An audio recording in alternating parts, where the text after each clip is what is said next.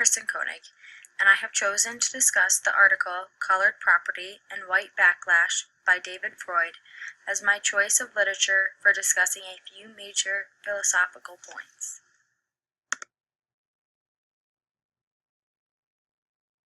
I would like to discuss some of the major philosophical points communicated in this article. These points are: 1.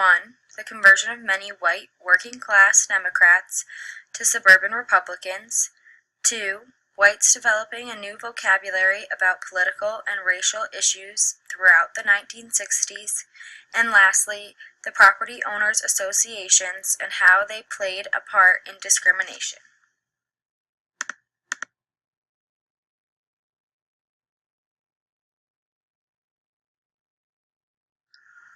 During the 1960s, the Democratic Party began to be associated with supporting racial equality.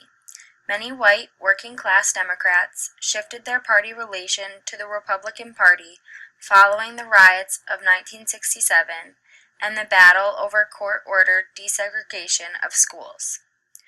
White flight, a term associated with the white populations fleeing community contact with blacks, played a large role in this as well.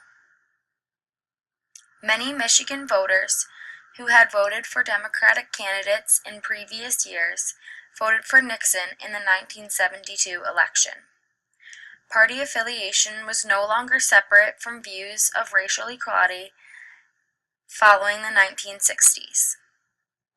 During the 1960s, whites developed a new vocabulary when discussing any racial or political issues. Their new way of wording their views allowed them to openly express superiority and disrespect to the black population while claiming they did not express racist opinions.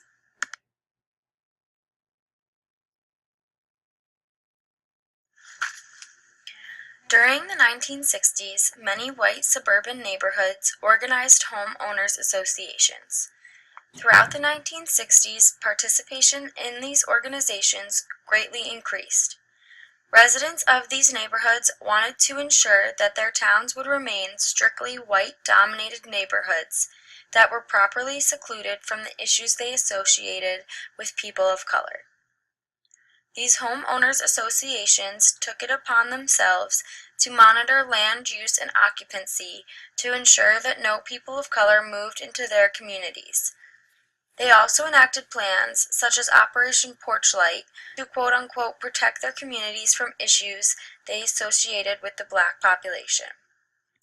Operation Porchlight, in reality, was meant to keep the streets well lit at night to prevent drug, gang, and violent activity whites believed people of color caused.